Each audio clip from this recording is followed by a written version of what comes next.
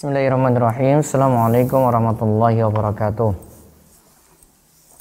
Innal hamdalillah nahmaduhu wa nasta'inuhu wa nastaghfiruh wa na'udzu billahi min shururi anfusina wa sayyiati a'malina.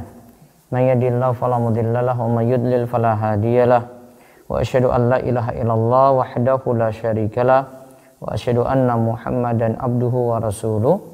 Allahumma salli ala nabiyyina Muhammad wa ala alihi wa man tabi'ahum bi ihsan ila yaumiddin. Allahumma inna nas'aluka ilman nafi'a wa rizqan thayyiba wa amalan mutaqabbala. Segala puji kita panjatkan pada Allah. Salawat serta salam semoga tercurah pada Nabi besar, Nabi agung, Nabi kita Muhammad sallallahu alaihi wasallam. Baik pemirsa sekalian yang semoga senantiasa dirahmati dan diberkahi oleh Allah, pada kesempatan pagi ini kita kembali mempelajari kiat belajar bagi orang sibuk dari buku Mahasantri, yang dimana kita telah mempelajari masalah adab terhadap guru sampai pada halaman 90 pada pertemuan kemarin. Setelah itu kita kembali lanjut lagi dengan kiat belajarnya. Mana kiat yang paling mudah dalam belajar sehingga kita benar-benar memanfaatkan waktu, tidak menyia-nyiakannya, dan waktu kita penuh manfaat. Kita mulai di sini, di dalam buku ini sebutkan awali dengan belajar bahasa Arab. Karena bahasa Arab itu pintu mudah untuk memahami agama. Ya, awali dengan mempelajari bahasa Arab karena bahasa Arab itu pintu mudah untuk memahami agama. Nah, kita lihat di halaman 91. Bisa dibaca. Apa hukum mempelajari bahasa Arab? Nah, apa hukum mempelajari bahasa Arab? Kita lihat di bawahnya. Apa hukum mempelajari bahasa Arab? Apa setiap muslim wajib mempelajari bahasa Arab? Ya, apa setiap muslim itu wajib mempelajari bahasa Arab? Kita lihat keterangan di bawahnya. Mempelajari bahasa Arab adalah fardu kifayah. Artinya harus ada sebagian orang yang mempelajarinya. Tujuan bahasa Arab dipelajari adalah supaya mudah dalam memahami Al-Quran sebagai referensi kita dalam kehidupan. Tadi pandangan dari sisi umat. Ya, terus Namun, jika dipandang tiap individu, setiap orang harus mempelajari bahasa Arab sekadar ilmu wajib yang bisa membantunya untuk menjalankan yang wajib, seperti membantunya untuk sholat, membaca Al-Quran, atau berzikir. Karena amalan-amalan tadi tidak bisa kecuali dengan bahasa Arab. Berarti harus bisa baca Al-Quran dengan bahasa Arab, walau hanya dari hafalan, bisa sholat dengan bacaan bahasa Arab, begitu pula harus bisa berzikir memakai bahasa Arab. Ya. Jadi jika dipandang dari sisi umat, ya, jadi jika dipandang dari sisi umat, belajar bahasa Arab itu fardu kifayah. Artinya harus ada dari umat ini yang memahami bahasa Arab. Kalau fardu kifayah berarti kalau tidak ada yang mempelajarinya, berarti semua berdosa. Kenapa demikian? Karena Al-Quran itu dengan bahasa Arab mesti dipahami ya dengan bahasa Arab gitu. Namun kalau dipandang dari tiap individu, nah tingkatannya berbeda-beda. Ya, kalau dipandang dari tiap individu ya, nanti ada dari tiap orang ini kadarnya beda-beda. Ada yang untuk memenuhi wajibnya, maka dia jadi wajib di situ. Itu dia harus bisa kalau sholat ada di situ bacaan surat Al-Fatihah. Ada di situ bacaan surat Al-Fatihah. Ya, di mana Nabi Shallallahu alaihi wasallam katakan la sholata liman lam yaqra bi Fatihatil kitab. Tidak ada salat bagi orang yang tidak membaca Al-Fatihah. Fatihatil kitab yaitu Al-Fatihah. Nah, untuk benar baca Al-Fatihah ya harus belajar gitu. Ya, untuk benar baca surat Al-Fatihah ya harus belajar. Juga di sini membaca Al-Quran atau berzikir ini tergantung ya. Di sini ada zikir yang wajib juga. Ya. Ada zikir yang wajib bagi seorang itu. Nah, zikir misalnya bacaan takbiratul ihram dalam sholat ketika mulai sholat itu wajib gitu. Berarti cara dia baca ini harus benar. Nah, di sini makanya dikatakan bisa baca Quran dengan bahasa Arab walau hanya dari hafalan. Ya, bisa juga orang dari hafalan ya. Kalau disuruh baca dari Al-Quran langsung nggak bisa. Tapi kalau dari hafalan surat Al-Fatihah lancar dia, benar orang itu.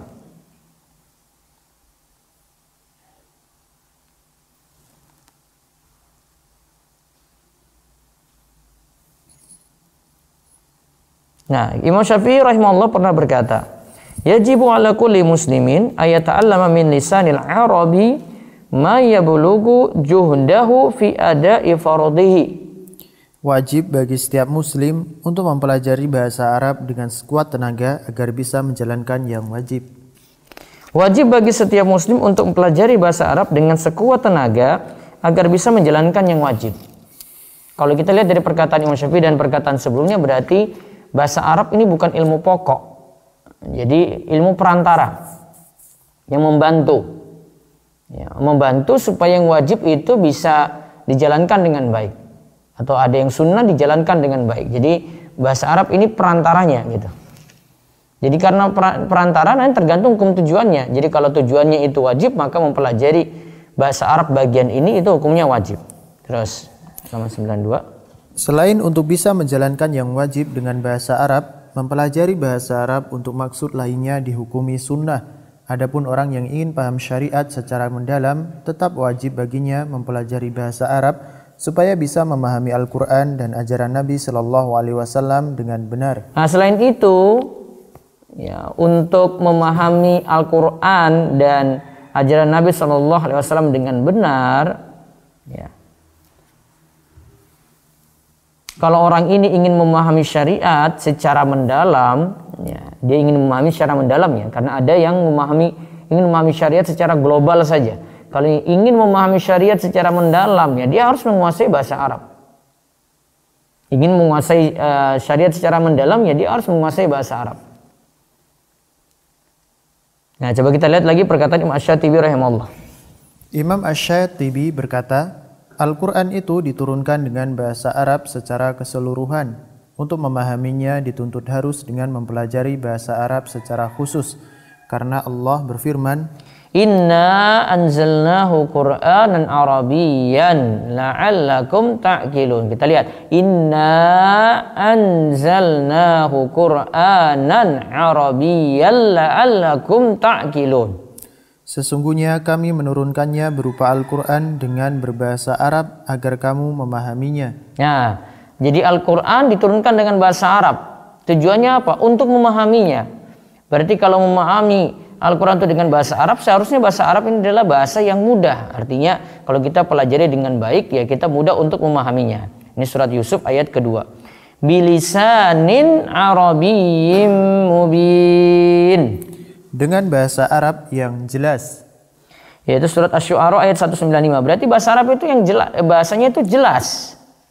Makanya dipilih bahasa Arabnya sebagai bahasa Al-Quran. Sehingga kalau ini bahasa yang jelas, harusnya mudah bagi kita untuk mempelajarinya. Tinggal niat kita untuk belajar seperti apa. Terus di An-Nahl ayat 103, lisanul ladzi yulhiduna ilaihi a'jamiyyu wa hadza lisanun arabiyyum mubin. Padahal bahasa orang yang mereka tuduhkan bahwa Muhammad belajar kepada bahasa ajam, sedangkan Al-Quran adalah dalam bahasa Arab yang terang. Nah, ini kan diturunkan di tengah-tengah orang Quraisy. Mereka tuduh kalau bahasa yang digunakan Nabi Muhammad SAW itu bahasa ajam, bahasa orang luar Arab. Ya, padahal itu dengan bahasa Arab yang jelas. Nah, terus di bawahnya lagi. Dan memang memahami bahasa Arab akan mudah untuk memahami kalamullah Al-Quran. Nah, jadi kalau paling mudah memahami Al-Quran, yaitu dengan bahasa Arab. Gitu. Paling mudah memahami Al-Quran, yaitu dengan bahasa Arab. Terus Ibnu Taimiyah rahimahullah berkata, sudah semestinya untuk Al-Quran dan hadis Nabi Shallallahu Alaihi Wasallam dipahami lafadznya dengan yang diinginkan Allah dan Rasulnya. Bagaimana kalam Allah bisa dipahami? Tentu dengan mempelajari bahasa Arab, di mana bahasa inilah yang dijadikan bahasa dialog dengan kita. Dari pemahaman pada bahasa itulah kita bisa tahu kehendak Allah dan Rasul-Nya. Ya, Ibnu Taimiyah rahimahullah berkata, sudah semestinya untuk Al-Quran dan hadis Nabi SAW dipahami lafaznya dengan yang diinginkan Allah dan Rasul-Nya. Bagaimana kalau Allah bisa dipahami? Tentu dengan pelajari bahasanya gitu. Di mana bahasa Arab inilah yang jadi bahasa dialog dengan kita. Ya, maka dari pemahaman pada bahasa itulah kita bisa tahu maksud atau kehendak dari Allah dan Rasul-Nya. Nah, sekarang kita lihat 7 alasan harus belajar bahasa Arab. Tapi nanti tetap tadi perhatikan bahasa Arab yang sesuai dengan kebutuhannya. Nah, di sini kita lihat 7 alasannya. Pertama, keutamaan bahasa Arab amatlah jelas karena bahasa Arab adalah bahasa Al-Quran Al-Karim. Cukup alasan inilah yang jadi alasan besar kenapa kita harus mempelajari bahasa Arab. Keistimewaan bahasa Arab disebutkan dalam Al-Quran lebih dari 10 tempat. Di antaranya pada ayat. Nah, ini bahasa Arab ini adalah bahasa Al-Quran Al-Karim. Cukup alasan ini saja jadi alasan kenapa kita belajar bahasa Arab. Allah berfirman dalam surat Az-Zumar ayat 27 sampai 28. Walaqad darabna lin-nasi fi hadzal Qur'ani min kulli mathal. La'allahum yatadzakkarun. Qur'an Arabiyyan ghaira dhi 'iwajin la'allahum yattaqun. Sesungguhnya telah kami buatkan bagi manusia dalam Al-Quran ini setiap macam perumpamaan supaya mereka dapat pelajaran. Ialah Al-Quran dalam bahasa Arab yang tidak ada kebengkokan di dalamnya supaya mereka bertakwa. Ya, untuk memahami permisalan ini ya ada banyak permisalan dalam Al-Quran. Ya paling mudah dengan memahami bahasa Arab. Ya, kalau kita cuma dengan terjemahan saja ya cuma dapat kulitnya saja. Kalau mau mendalami lebih jauh ya dengan memahami bahasa Arab. Nah, di sini disebutkan min kulli masal. Itu ada perumpamaan. Dan orang disebut berilmu kalau dia memahami perumpamaan atau permisalan dalam Al-Quran. Ya, dia memahami perumpamaan atau permisalan dalam Al-Quran. Oleh karena itu disebutkan oleh Imam Ibnul Qayyim di dalam kitabnya Miftah dari Sa'adah. Para ulama itu sampai menangis. Para ulama itu bersedih sekali ketika mereka itu tidak bisa memahami perumpamaan atau permisalan dalam Al-Quran. Karena ketika itu berarti mereka itu belum berilmu. Padahal ini ulama nih. Nah, dari perkataan di atas atau dari ayat di atas, Syekhul Islam Ibnu Taimiyah rahimahullah berkata, "Al-lisanul arabiyyu syiarul islami wa ahlihi."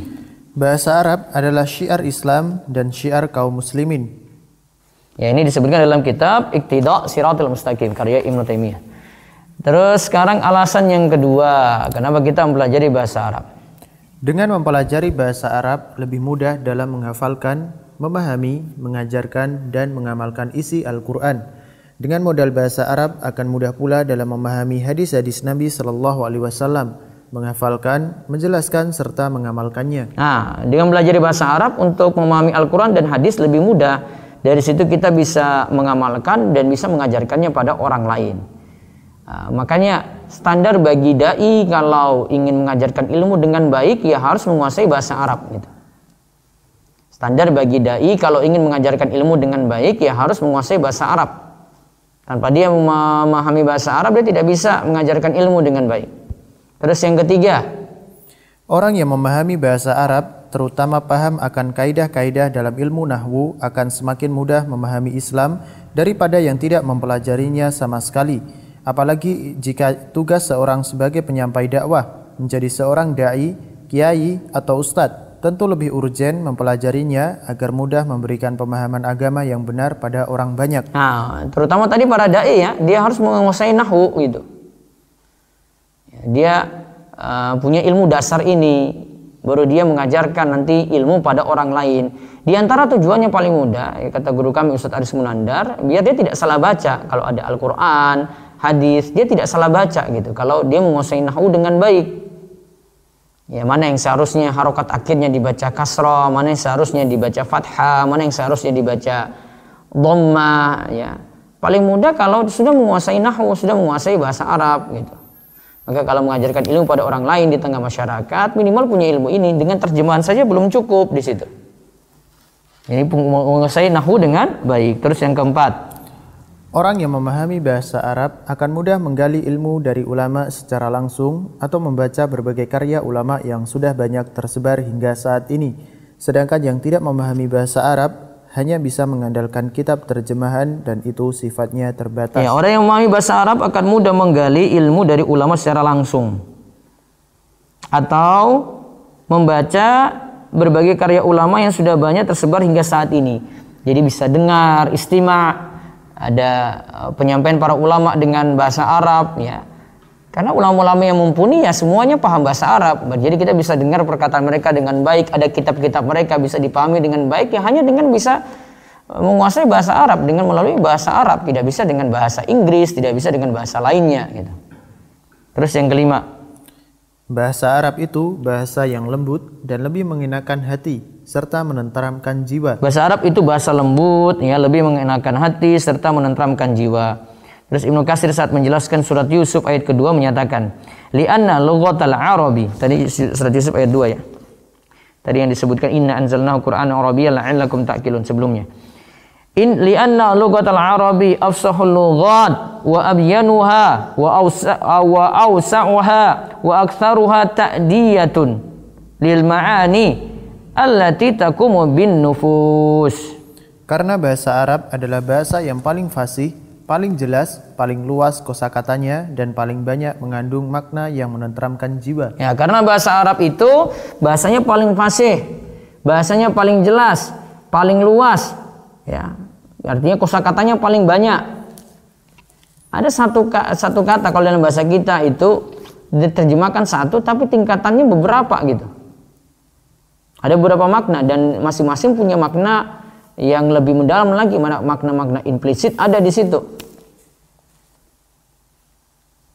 Misalnya kalau kaitannya dengan Asmaul Husna ada kita sebut alim, ada khabir. Sama-sama kalau terjemahkan mengetahui gitu, maha mengetahui. Namun kalau dimaknakan berbeda antara alim dan khabir. Dan paling banyak mengandung makna yang menenteramkan jiwa. Bahasanya bagus, menenteramkan jiwa. Bahasanya buat tentram gitu, menyenangkan. Nah, ini sebab yang lainnya lagi kenapa kita belajar bahasa Arab. Terus yang keenam, bahasa Arab adalah bahasa yang paling mulia. Ya, bahasa Arab adalah bahasa yang paling mulia. Ibnu Katsir rahimahullah juga menyatakan, "Falihadza unzila asyraful kutubi bi asyrafil lughati ala asyrafir rusuli bi safarati asyrafil malaikati wa kana dzalika fi asyrafi baqa'il ardi wa butudi'a inzaluhu fi asyrafi syuhuri sanati wa huwa Ramadan fakamula min kullil wujuhi."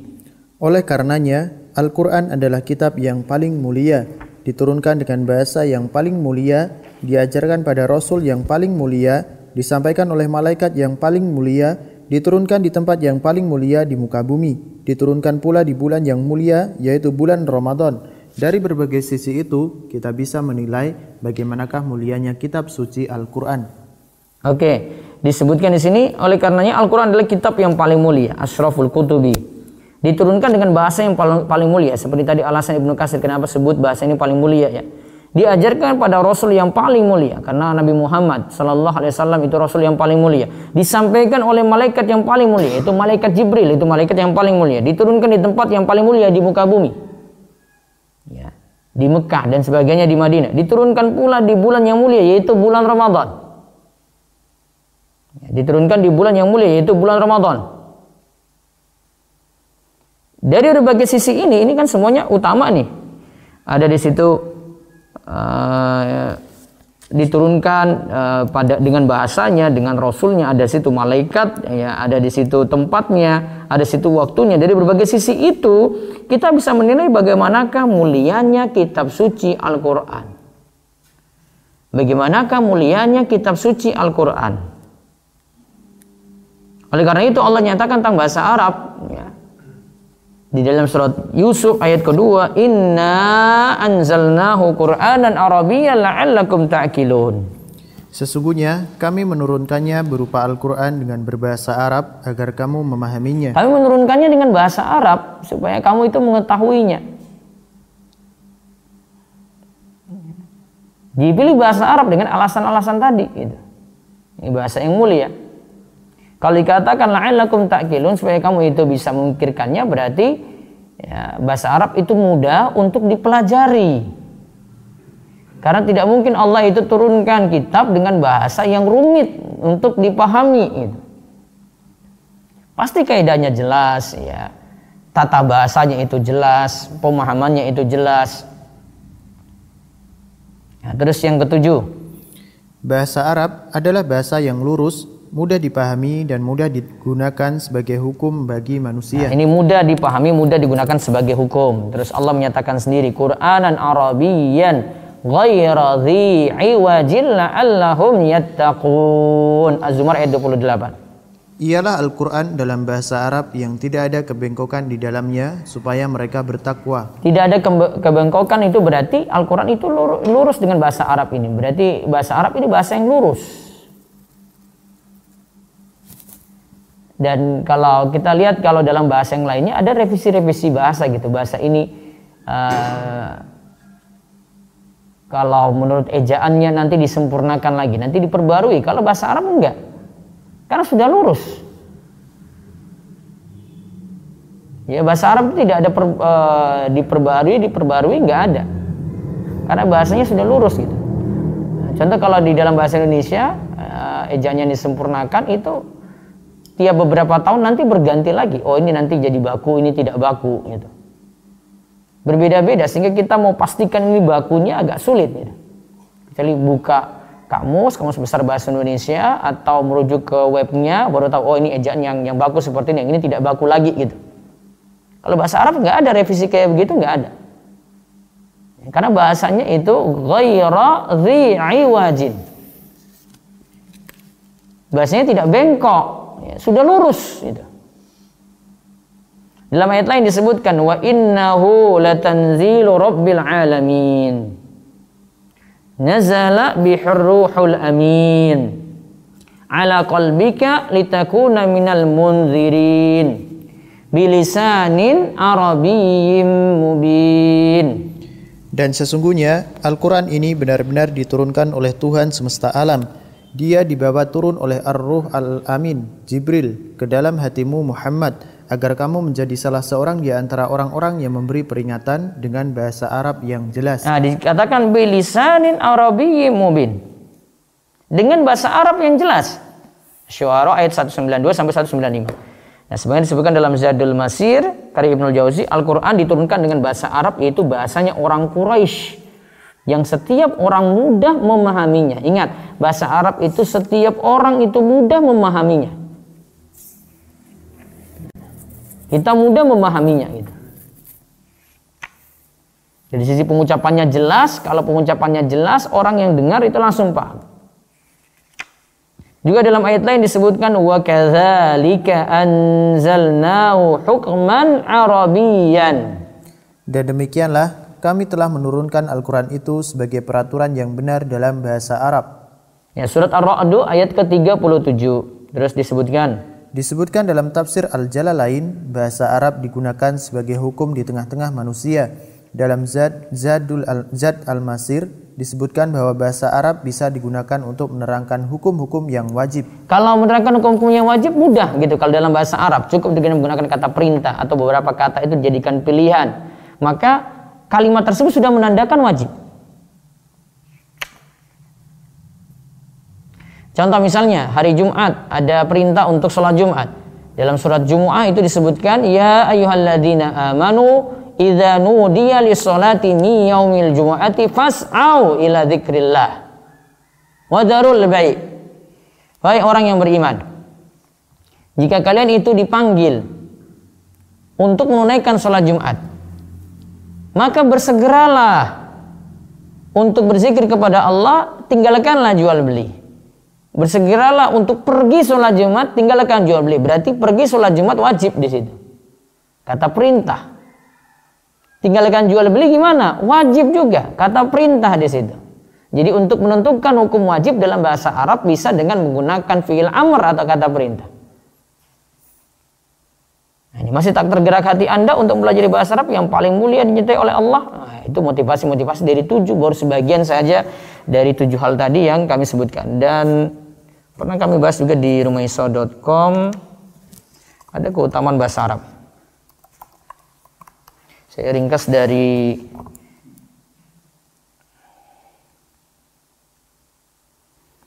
7 alasan harus belajar bahasa Arab. Maaf. Dulu ada ringkasan saya dari kitab Iqtidas Shiratal Mustaqim.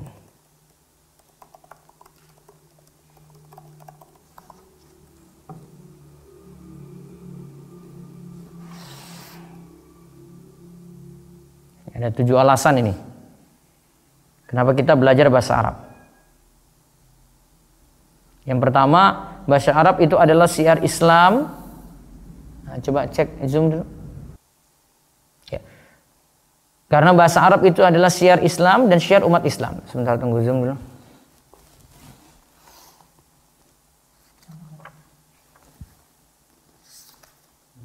Ya. Unmute dulu. Ya. Ibnu Taimiyah itu jelaskan dalam kitab Iqtidas Shiratal Mustaqim, ini juz pertama. Ini saya ringkas dari halaman 519 sampai 528.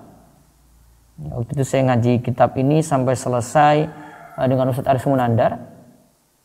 Cuma 1 atau 2 pertemuan saya nggak hadir karena uzur. Pertama, bahasa Arab adalah syiar Islam dan syiar umat Islam. Bahasa Arab itu syiar Islam dan syiar umat Islam.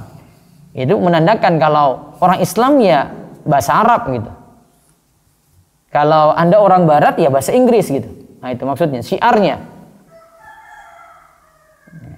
Jadi kalau orang sudah bahasa Arab sudah tahu, oh ini orang Islam nih. Ini orang Islam nih. Gitu.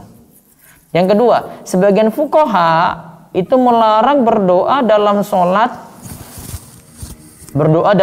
ya, dan juga berzikir dengan bahasa non Arab.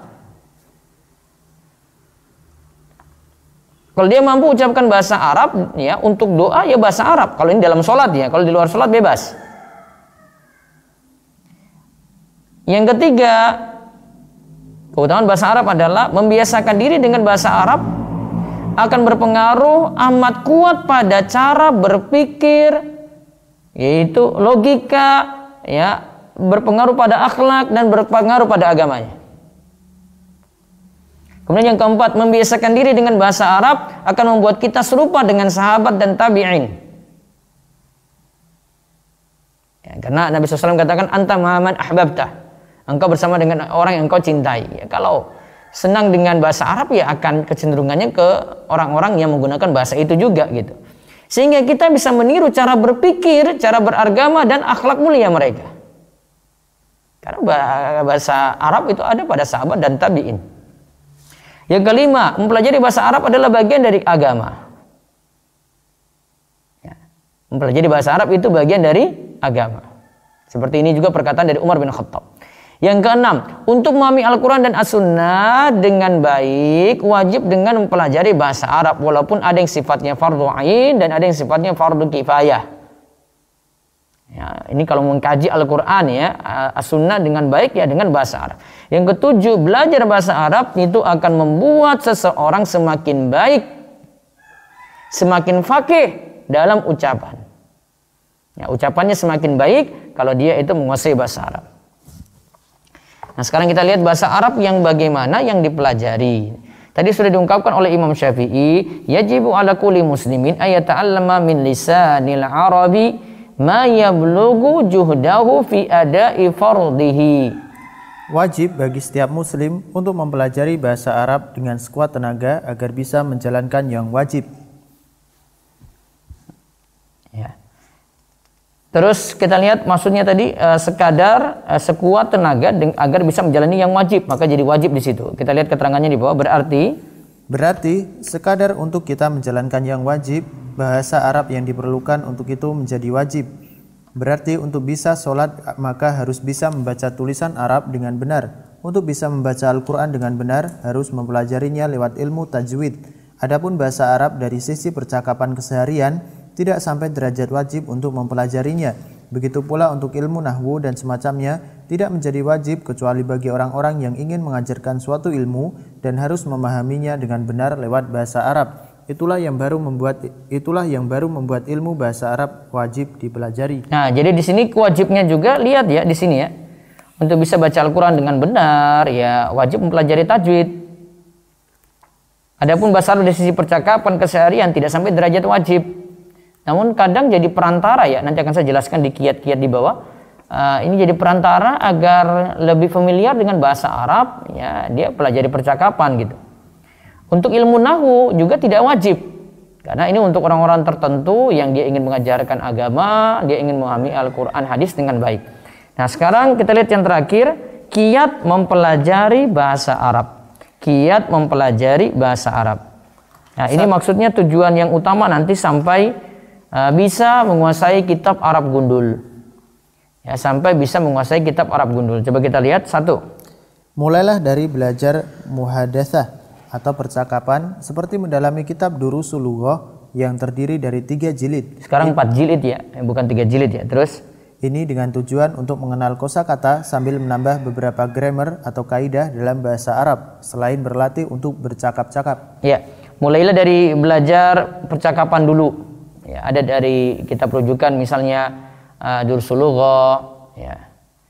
Juga ada Baina Yadaik ya, itu bisa dijadikan rujukan. Terus yang kedua, mempelajari ilmu nahwu lewat kitab Muyassar karya Ustadz Aceng Zakaria asal Bandung yang sudah tersusun ringkas dan tertata rapi.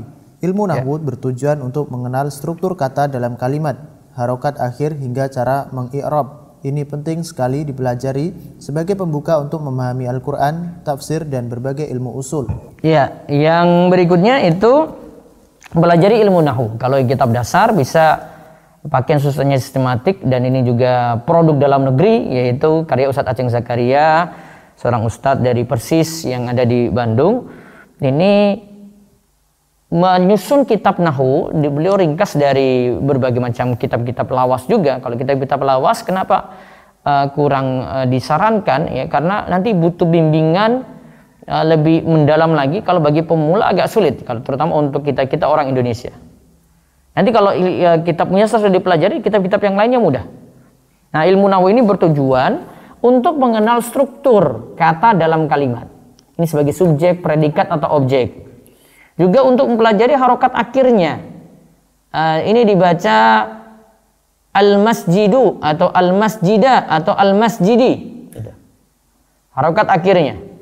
Hingga cara mengi'rab. Misalnya suatu kata harokat akhirnya itu kasrah. Disebut majrurun biharfil jarri ya. Dia disebut ini majrur dengan huruf jar. Nanti disebutkan harokatnya bagaimana, itu sebabnya itu apa, ada di situ. Misalnya kedudukannya itu nanti objek ya, maf'ulun bih, mansubun wa alamatu nasbihi ya al-fathatu gitu. Ini adalah maf'ul bih, dia itu mansub dan alamat nasabnya itu adalah dengan fathah. Nah, ini penting sekali dipelajari ya. Bagian ilmu nahwu ini penting karena struktur kata yang dipelajari, harokat akhir yang dipelajari. Ya, ini mudah untuk memahami Al-Qur'an. Ditambah pelengkapnya di nomor 3, silakan. Mempelajari ilmu sharaf lewat kitab Mukhtarat karya Ustadz Aunur Rafiq Gufron asal Gresik untuk mempelajari perubahan kata dalam bahasa Arab. Nah, ini sepengalaman kami dari kitab Al-Mukhtarat untuk kitab sharafnya. Namun ternyata Ustadz Aceng Zakaria juga punya kitab sharaf itu dalam kitab Al-Kafi. Saya sudah punya bahasan sampai 60 pertemuan, dari jilid 1 selesai, jilid 2 baru sebagian. Nah, bisa diikuti di channel Rumeso TV. Terus yang keempat, bisa juga beralih pada kitab-kitab yang lebih tinggi seperti kitab Al-Mulakhas karya Fuad Nikmah dan kitab Alfiyah Ibnu Malik. Nah, bisa setelah itu kitab advance, ada kitab Al-Mulakhas, dibagi 2 bagian, ada bagian nahwu, ada bagian sharaf. Ya, saya dulu pernah mengajarkan ini dapat dari Ustadz Aris Munandar juga. Namun tebal ya kitabnya. Sayangnya waktu itu belum ada rekaman. Kalau mungkin ada yang rekam waktu itu juga, tapi masih dalam bentuk audio, belum dalam bentuk video. Kalau kitab Alfiyah Ibnu Malik ini juga bisa dipelajari. Hampir advance juga sama dengan Al-Mulakhas tadi. Ya, tapi biasanya dijadikan rujukan dasar untuk orang mau pelajari nahwu, dasar-dasarnya ya ada di kitab Alfiyah Ibnu Malik. Kalau saya belum pelajari alfiyah, namun cuma sampai di mulakhas. Terus yang kelima, banyak berlatih baca kitab Arab gundul dari seorang guru yang bisa membaca dan menerjemahkan kata demi kata. Nah, sekarang latihan praktekkan ilmu nahwu dan shorab untuk baca kitab Arab gundul. Ya, cari guru, nggak bisa sendiri isinya. Cari guru. Gurunya nanti baca, kita terjemahkan. Gurunya itu baca harokatnya, kita harokatin gitu. Terus yang keenam, melatih menerjemah tulisan-tulisan bahasa Arab sederhana, bisa dari sebuah risalah atau kutaib. Nah, kalau sudah bisa baca, biasanya sudah bisa menerjemahkan, atau tadi ada guru yang bantu untuk menerjemahkan juga, maka yang terjemahannya itu disusun gitu. Kalau dengan menerjemahkan kita akan tahu maksud bahasa Arab tadi, tulisan-tulisan Arab tadi, ya makin mudah terasah ilmu nahwu dan shoraf kita. Jadi ada risalah-risalah ringkas, kemudian diterjemahkan. Terus yang ketujuh, membiasakan diri menulis dengan menerjemahkan atau menggali langsung dari kitab ulama berbahasa Arab. Nah, kalau sudah punya kemampuan untuk bahasa Arab tadi ya, Arab gundul sudah bisa baca, nanti latihan menulis. Ya, beberapa kata dalam kitab bisa diterjemahkan gitu, susun. Ambil fawaid-fawaid kayak tadi. Misalnya ada perkataan dalam Iqtida' Shiratal Mustaqim. Waktu saya ngaji dengan Ustaz Aris, terus ada kitab-kitab yang ada perkataan Ibnu Taimiyah yang saya anggap menarik, simpan tuh catatan itu, ya, ditulis ulang perkataan ini, ya, diterjemahkan gitu, susun nanti ada suatu waktu nanti bisa dipakai tulisan tadi. Nah, sebagian tulisannya itu ada di website rumaisa.com, itu hasil terjemahan, ya, terjemahan baca kitab ini, ya, terjemahannya itu gitu. Kemudian yang kedelapan, rajin mengoleksi buku berbahasa Arab. Rajin mengoleksi buku berbahasa Arab. Ya, rajin mengoleksi buku berbahasa Arab. Kalau sudah bisa bahasa Arab, kurangi baca buku terjemahan. Itu nanti akan termotivasi. Sama sebenarnya prakteknya kalau dalam bahasa Inggris kayak gitu juga. Kalau orang bisa bahasa Inggris, dia prakteknya ya baca buku bahasa Inggris gitu. Jangan baca buku terjemahan. Nah, sama dengan bahasa Arab. Kalau sudah bisa menguasai kitab Arab gundul, bisa menerjemahkan, bisa memahaminya dengan baik, ya langsung saja baca kitab-kitab Arab. Kalau ada guru yang sampaikan kajian dengan menggunakan kitab, ya langsung merujuk kitab bahasa Arabnya. Ya. Kalau saya dulu untuk koleksi buku, jarang buku terjemahan. Maka kalau sebagian orang tanya ke saya, "Ustaz, buku terjemahan ini bagus nggak?" Oh, maaf, saya nggak biasa baca buku terjemahan. Dari dulu agak berkurang saya baca buku terjemahan gitu, karena langsung pelajari dengan kitab Arab asli. Ya. Saya beralih berangsur-angsur buku terjemahan nggak saya baca lagi. Nah, kecuali belakangan ini karena ingin bandingkan nanti teks ini dengan teks ini bagaimana, atau karena di perpustakaan nanti ada orang umum yang baca, dia bisa baca teks bahasa Indonesianya gitu. Jadi kalau kebanyakan koleksian, ya sejak bangku kuliah saya sudah koleksi buku bahasa Arab. Bahkan waktu itu untuk koleksinya itu mesti nyisihkan uang jajan, ya makannya itu sekian, dikurangi untuk beli kitab, ya karena mahasiswa suruh beli buku, ya hanya bisa hemat-hemat uang kiriman dari orang tua tiap bulan. Kalau enggak dulu belum ada kitab-kitab asli seperti saat ini ya. Kalau dulu sangat sulit sekali, satu kitab itu jarang ada di Indonesia gitu. Dulu kebanyakan di copy, ya. Karena nggak ada jalan lain gitu. Biasanya kalau ada kajian dengan kitab, ya di copy dulu baru kita mulai kajian. Kalau sekarang sudah ada kitab asli, bahkan sudah banyak diperoleh. Nah, itu kiat-kiatnya. Jadi kalau mau mempelajari bahasa Arab, ya mulai dari percakapan, nahwu shorofnya dipelajari. Mau beralih ke kitab advance silakan, tapi tidak terlalu harus untuk bisa baca kitab Arab gundul harus ke kitab advance, enggak. Yang penting kaidah bahasa Arabnya dipahami gitu, kaidah saja. Ya, kenapa satu kata itu marfu, kenapa satu kata itu mansub, kenapa satu kata itu majrur, ya, kenapa dia ikut yang lain, itu saja gitu. Dia pahami ini, kalau sudah paham, ya insya Allah bisa baca kitab Arab gundul. Ya. Terus habis itu banyak berlatih, ada guru yang pandu untuk baca kitab Arab gundul. Setelah itu latihan menerjemahkan, setelah itu latihan menulis, baru kemudian koleksi banyak kitab bahasa Arab sehingga mumpuni untuk memahami bahasa Arab. Wallahu a'lam bishawab. Demikian yang kita bahas. Mudah-mudahan jadi ilmu yang manfaat dan dimudahkan untuk memahami bahasa Arab. Silahkan jika ada pertanyaan, monggo.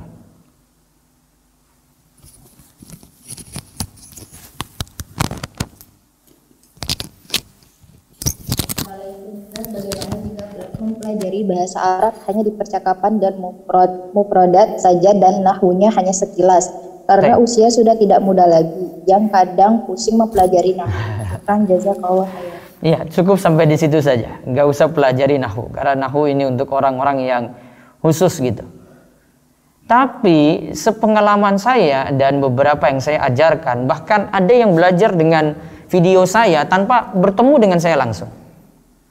Ya, walaupun umur pun sebenarnya tidak menghalangi. Saya pernah ada yang murid saya itu bahasa Arab, saya ngajar muyasar, umurnya itu hampir 60 tahun. Ada yang pernah telepon saya, dia pensiunan sudah berarti di atas 60 lah, kita taruh gitu ya. Dia dari Mataram sana, dari NTB ya. Telepon saya waktu itu pas lagi di Jakarta gitu. Terus, Ustaz, kapan Al-Muyassar keduanya itu dilanjutnya? Karena di YouTube Rumah Isa TV belum ada Muyassar 2. Ya, kapan Muyassar 2-nya dilanjut? Emang ada apa, Pak? Saya ikuti kajian Bapak dari awal nih sampai akhir, saya ulang-ulang terus 70 video. Pensiunan gitu. Makanya kalau mau pelajari ya pelan-pelan. Kalau enggak usah terlalu berat sampai di situ. Cukup familiar dengan bahasa Arab, mungkin sudah cukup standar percakapan, kosakata sudah, tapi ada sisi kurangnya.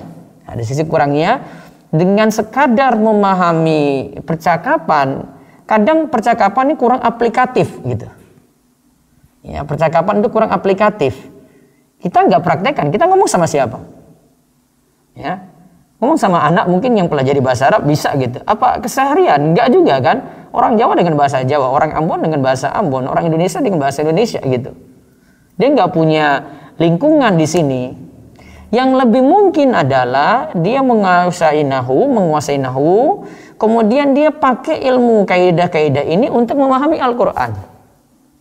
Dan seringnya di dalam kitab tafsir itu pakai kaidah nahwu.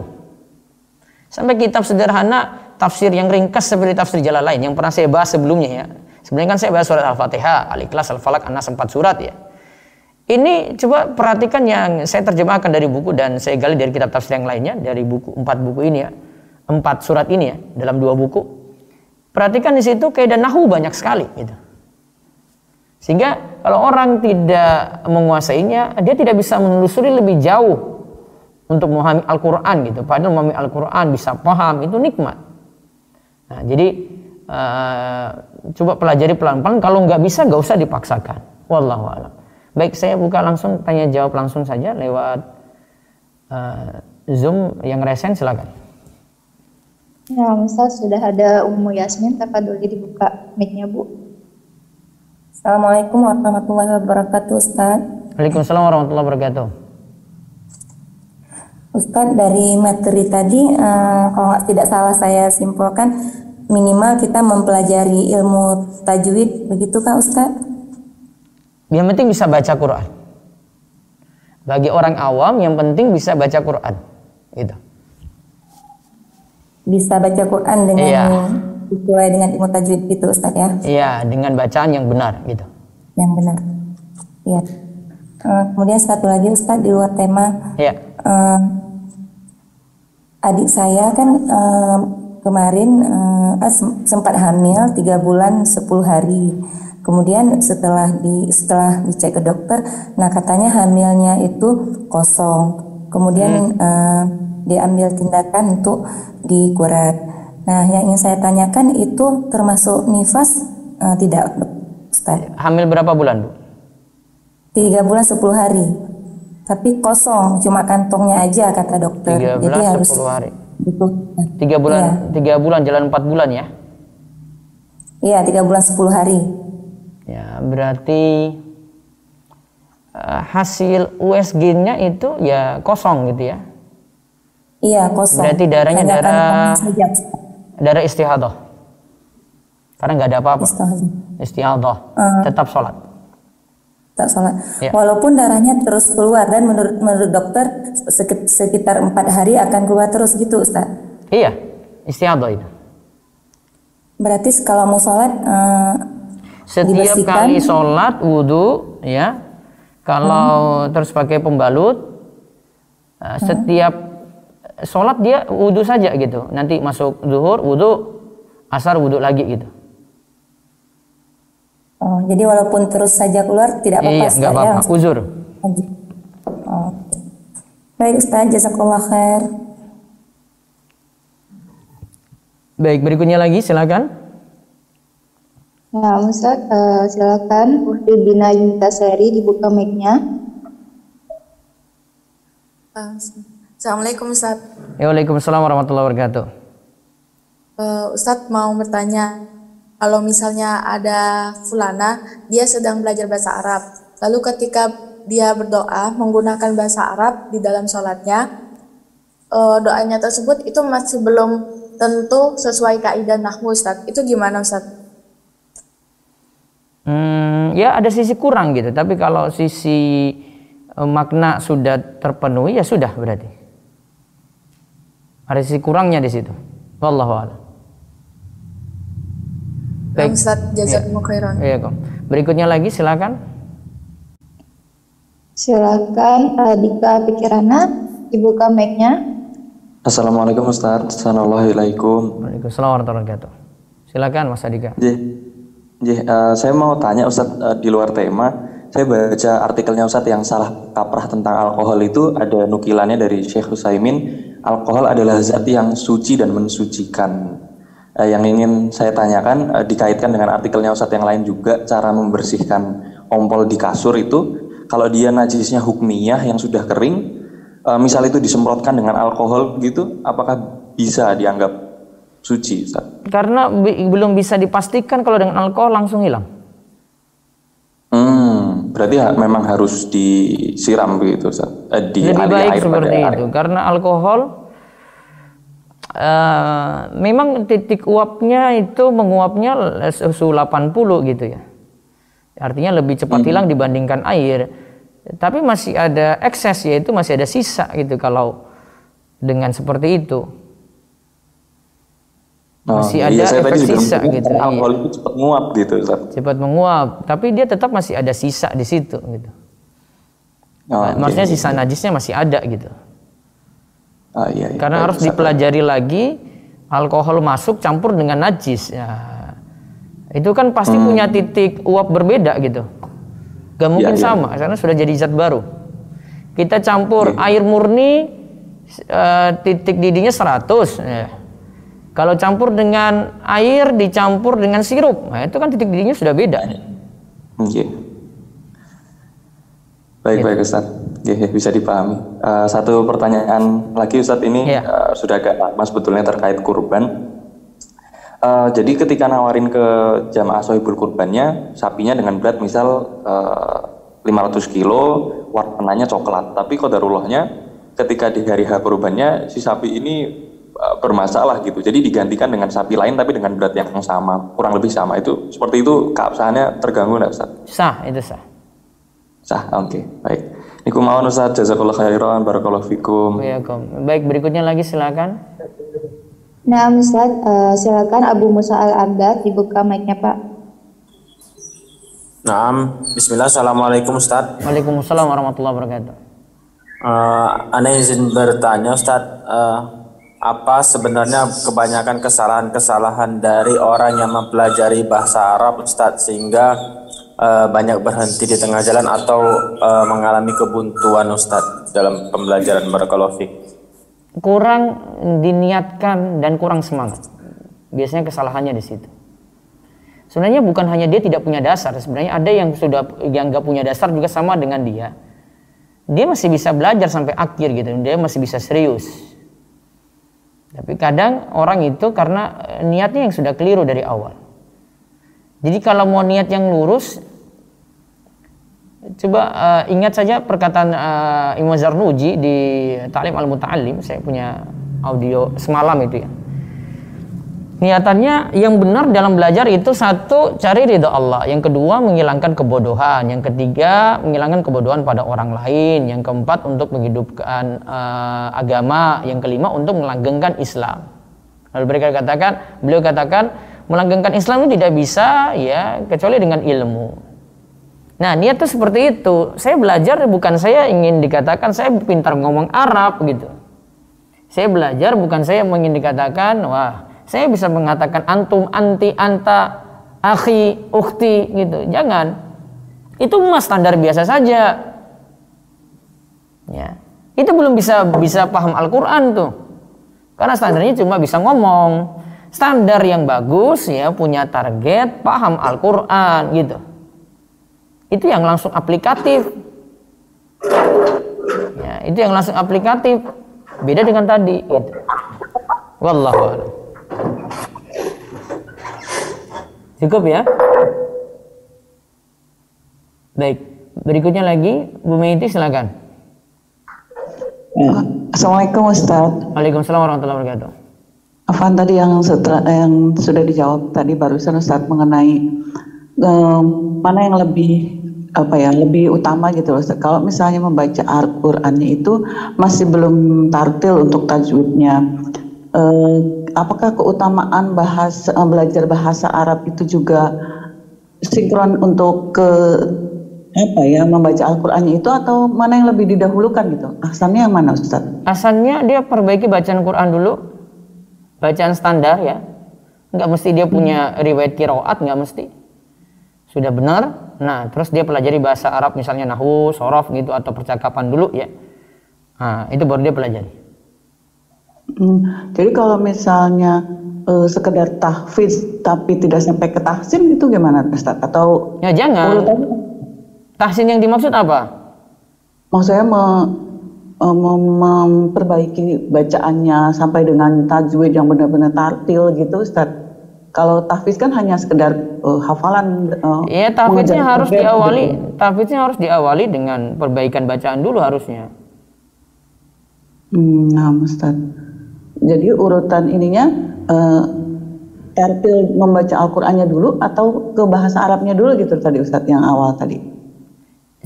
Kalau saran saya bacaan Al-Qur'annya dulu.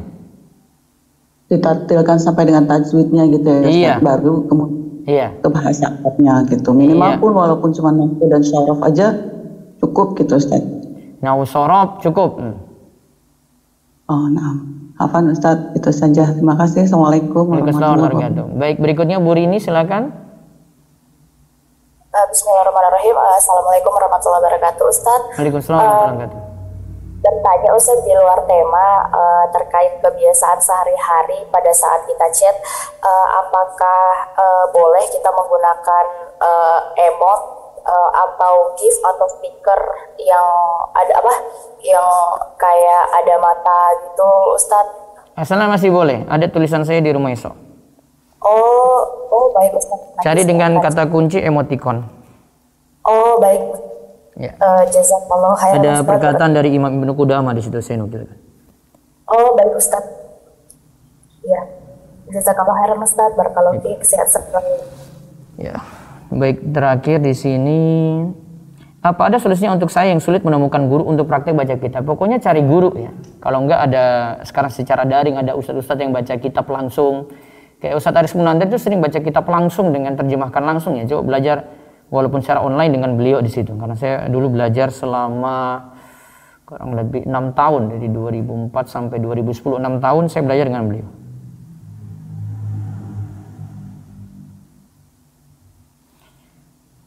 Satu lagi tadi di awal, bagaimana jika setelah sudah belajar bahasa Arab misalnya nahwu dan shorof dasar Ustadz, apa langsung baca kitab gundul?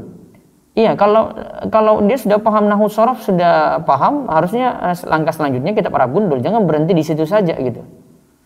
Kitab Arab gundul itu untuk mempraktekkan nahwu shorofnya. Kalau enggak jadi perantara sebelum itu pelajari amsilatul i'rab. Amsilatul i'rab itu contoh-contoh i'rab. Nah, baru setelah itu dia baca kitab Arab gundul mudah insyaallah. Baik, demikian yang kita bahas. Mudah-mudahan Allah berikan taufik dan hidayah ya untuk kita memahami bahasa Arab. Satu lagi di sini sebentar. cara untuk membaca kamus, kunci membaca kamus itu ada di ilmu shorof. Karena ilmu shorof itu mempelajari morfologi kata. Asal kata itu dari mana. Nah, nanti kalau standar Indonesia kan kamus Al-Munawwir.